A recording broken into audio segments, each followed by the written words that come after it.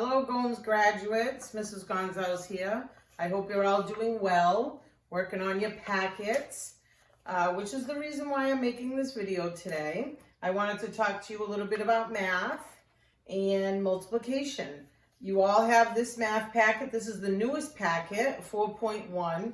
There's some multiplication in here. I wanted to go over a couple of different strategies we learned during the school year and just review them with you in case you're struggling with the math or as a way to use it to check your work. If you've done the math multiplication already or if you put it aside because you didn't want to do it, now's your chance to watch the video and maybe it'll help you out. So, the problem I have up here on the board is 6 times 7,981. There are several different ways we can solve this using different strategies. The first one I want to talk about is the standard algorithm. We did this during the school year, so this is review, but let's go over this problem using standard algorithm in case you may have forgotten. So we line up our problem. We say 7,981 and we multiply it times 6.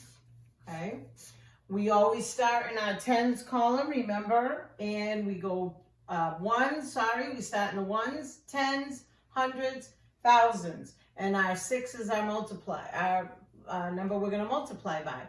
So we just start here. 6 times 1 equals 6. Also, keeping things in the nice straight columns helps you out because at the end when we add them, when we do double-digit multiplication, it's always important to have everything lined up in the right column. So keep your things nice and neat. Next, we go to the tens column. 6 times 8 is 48. So we're going to regroup our 4, put our 8 here. We go to our hundreds. Now remember, when we're multiplying, we're really saying 6 times 900. This is the hundredths place. So our answer has to go in the hundreds column. 6 times 9 is 54, plus 4 is 58. Okay, so there we go. Nice straight columns.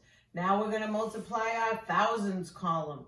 Really, again, we're saying 6 times 7, but it's really 6 times 7,000. This is the thousands column. 6 times 7 is 42, plus 5 more. 47, am I correct? Yes. Sorry, lost my train of thought. 47. So our answer would be 47,886.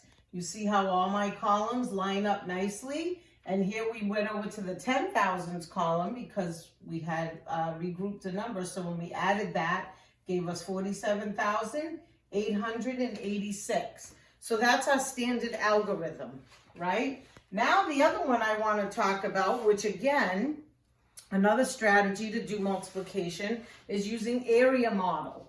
This strategy as well, we did a lot in class. We practiced these a lot. We did some homework with it and we were pretty good at this. I know it's been a while, but let's use the same problem and use the area model. Let me get a different color marker. How about red? We'll use the red one. So again, we're using 6 times 7,981. So this time, when we do our area model, we're going to do it more like this. 6, and then we're going to break it apart, okay? We're going to do this. 7,000, so we're going to say 7,000.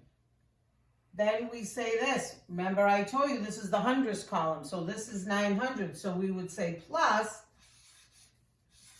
900. Then we look at the next number. It's an 8. It's in the tens column, so we know we're going to say plus 80.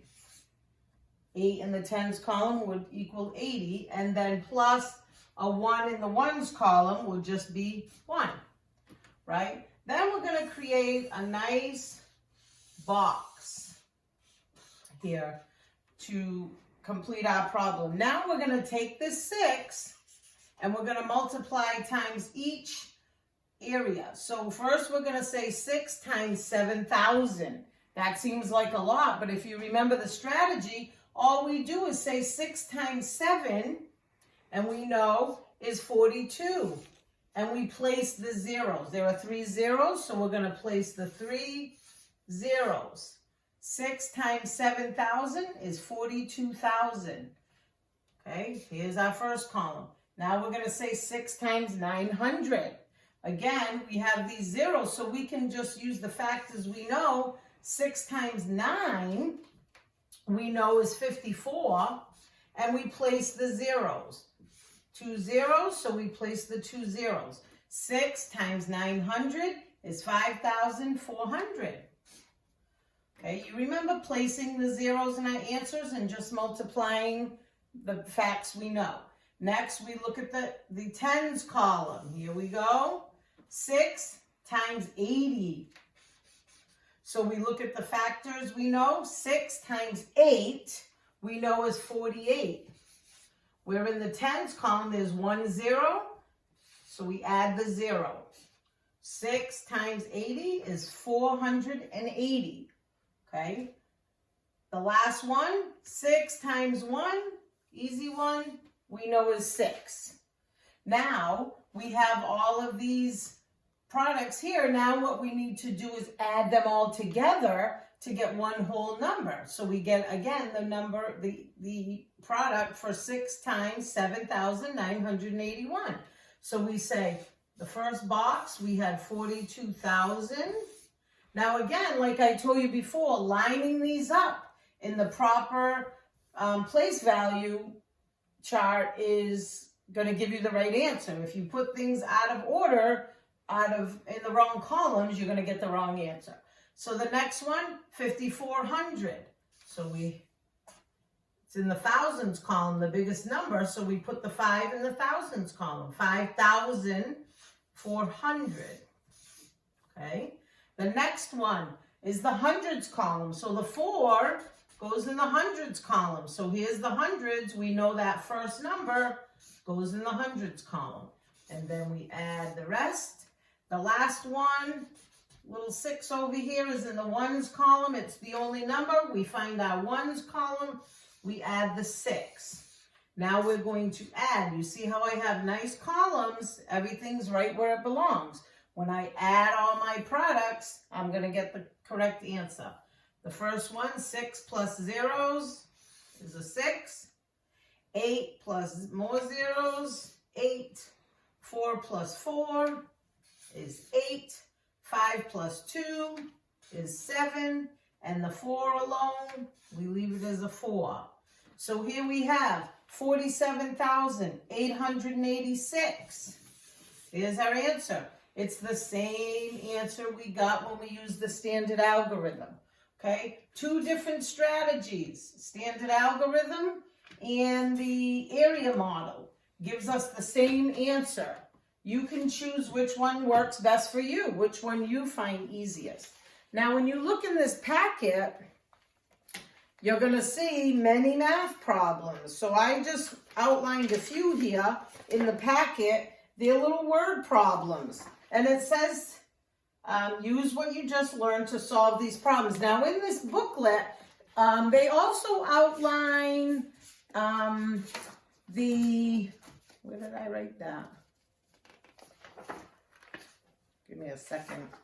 Partial products as another strategy. We're not going to use the partial products. We really didn't cover that in school. And so we're just going to use these 2 strategies, area model and the algorithm, to solve multiplication problems. So when you look, I've highlighted some of these problems.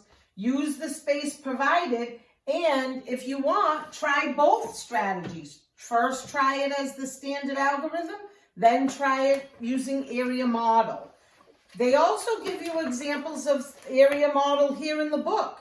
Exactly what I just did here, they give you some more examples. So if you have trouble seeing mine or don't want to keep going back to watch the video, look right here in your book where it says example, and there are examples of the area model. More problems here, some more word problems. You can solve them. More examples of area model. So plenty of multiplication practice in here.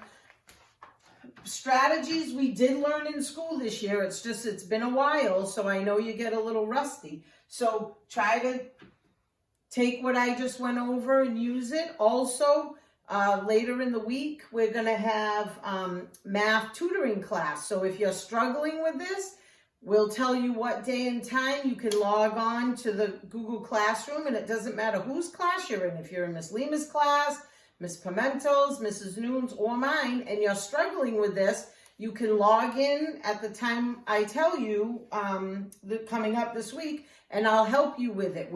I'll do some with the whiteboards with a smaller group. So don't worry if you're struggling with this, you're going to get it. And if you're really good, do the math problems, do both strategies for each problem, okay? Challenge yourself a little bit. Instead of just picking one strategy, try them both, okay? You should get the same answer for both strategies whenever you do it, okay? So go forward, try hard, get some math done, and I'll be meeting with my class on Wednesday morning, my class at 11 o'clock, and we'll set up a study session for anybody who's having struggles. I'll go over it with you, okay? Have a great night.